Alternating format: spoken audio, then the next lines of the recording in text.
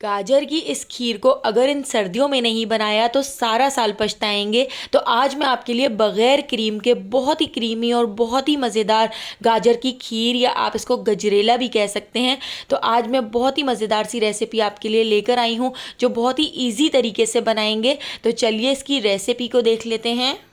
तो गजरेला बनाने के लिए मैंने यहाँ पर फ्रेश गाजर ले ली हैं। गाजरों को हमने अच्छी तरह से धो लिया है, इनको छील लिया है।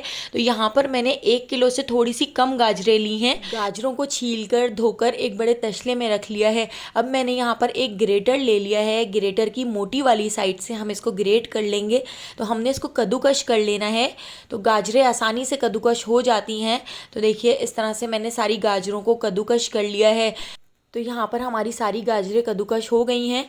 ये गाजर की खीर हम बहुत ही डिफरेंट स्टाइल से बना के तैयार करेंगे जो सबको बहुत पसंद आएगी। गाजरों को ग्रेट करने के बाद अब हम गैस की तरफ आ जाते हैं। तो गैस के ऊपर मैंने एक कढ़ाई रख ली है।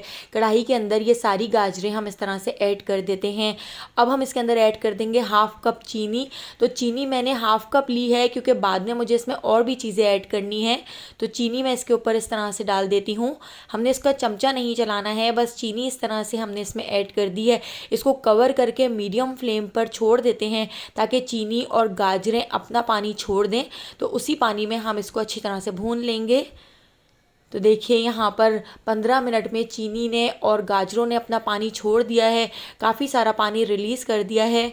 तो अब हमने इस पानी को खुश्क करना है, हमने इस पानी को ड्राई कर लेना है, हमने इसको भून लेना है। अच्छी तरह से हमने इसके पानी को खुश्क करते हुए भूनना है। तो यहाँ पर आप देख सकते हैं पानी इसका ड्राई हो चुका है। अब इसमें बिल्कुल भी पानी नहीं है, लेकिन जो गाजरों के लच्छे हैं वो अभी भी बिल्कुल इसी तरह से हैं। तो आपने इनको घोटना नहीं है, इसी तरह से इनके लच्छों को रखना है। इसको भूनने के बाद और पानी को खुश्क करने के बाद अब हम इसके अंदर ऐड कर देते हैं 1 किलो दूध। तो मैंने यहाँ पर उबला हुआ दूध लिया है और आप देख सकते हैं इसमें कितनी ज़्यादा मोटी सी मलाई भी है, कितनी सारी हमने इसमें फ्रेश मलाई भी ऐड की है, जिससे ये बहुत ही क्रीमी बन के तैयार होगा। अगर आप बासी मलाई ऐड करेंगे तो उसका टेस्ट बिल्कुल ख़राब आएगा। मैंने यहाँ पर बिल्कुल फ्रेश मलाई इसके अंदर ऐड की है। अब हम इसको अच्छी तरह से मिक्स कर लेते हैं। 1 किलो से थोड़ी कम गाजरें थीं और 1 किलो हमने इसमें दूध ऐड किया है। तो ये बिल्कुल परफेक्ट मेजरमेंट है। जब तक इसको बॉयल आ रहा है हम इसको बॉयल आने तक पका लेते हैं। यहाँ पर हमने ले लिए हैं 1/4 कप चावल। अगर चमचे से नाप कर बताऊँ तो मैंने यहाँ पर 3 टेबल स्पून भर के चावल ले लिए हैं। चावलों को 1 घंटे पहले पानी में भिगो दिया था, सोक कर लिया था। 15 मिनट पहले काजुओं को भी भिगो दिया था। तो 15 से 20 काजू भी हमने यहाँ पर ले लिए हैं। इससे बहुत ही क्रीमी टेक्सचर आएगा। काजू हमने एक ब्लेंडर जग में ऐड कर दिए हैं। अब जो चावल हमने भिगोए थे वो भी हम ब्लेंडर जग में ऐड कर देते हैं। और 1 टेबल स्पून चावल हम बचा लेंगे, वो हम ब्लेंडर जग में ऐड नहीं करेंगे, वो हम बाद में क्रश करके इसमें ऐड करेंगे। थोड़ा सा पानी ऐड करके इसका फाइन पेस्ट बना लेते हैं। तो यहाँ पर हमने इसको पीस लिया है। पीसने के बाद इसको हम गाजरों के अंदर ऐड कर देते हैं और इसी जग को साफ़ करते हुए थोड़ा सा हम इसके अंदर पानी भी ऐड कर देते हैं और इसको अच्छी तरह से मिक्स कर लेंगे। तो यहाँ पर इसको बॉयल आने तक हमने पका लेना है। ये दूध पहले से उबला हुआ था, बस हमने इसको बॉयल आने तक पकाना है। अब जो चावल हमने 1 टेबल स्पून बचा लिए थे उसको हम इस तरह से हाथों से तोड़ लेते हैं, इस तरह से क्रश कर लेते हैं। तो इस तरह से हाथ से तोड़कर हम चावल इसके अंदर 1 टेबल स्पून ऐड करेंगे। इस तरह से हमारी जो खीर होगी उसका टेक्स्चर बहुत ही ज़बरदस्त आएगा। तो चावल ऐड करके इसको अच्छी तरह से मिक्स कर लेते हैं। तो इसको हमने फुल फ्लेम पर नहीं पकाना है, बस मीडियम फ्लेम पर पकाना है। दूध को खुश्क नहीं करना है। तो बस मीडियम फ्लेम पर पकाकर हम इसको लो फ्लेम पर 15 मिनट तक ढककर छोड़ देते हैं ताकि चावल इसमें अच्छी तरह से गल जाएं।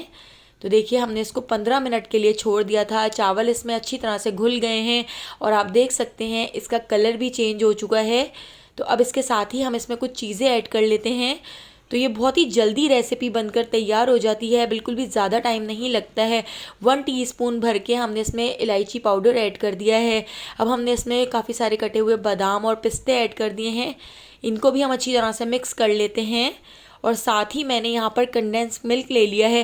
कंडेंस मिल्क का छोटा वाला डिब्बा मैं इसके अंदर ऐड कर देती हूँ। इसमें 4 टेबल स्पून के करीब कंडेंस मिल्क होता है। अगर आपके पास कंडेंस मिल्क ना हो तो आप इसमें 3 table spoon milk powder add कर सकते हैं, या आपके पास खोया हो तो थोड़ा सा आप इसमें खोया ऐड कर दें, जिससे इसका टेस्ट भी बढ़ जाएगा और बहुत ही क्रीमी खीर बनकर तैयार होगी। तो इसको ये सारी चीज़ें ऐड करके हमने 5 मिनट और पका लिया है।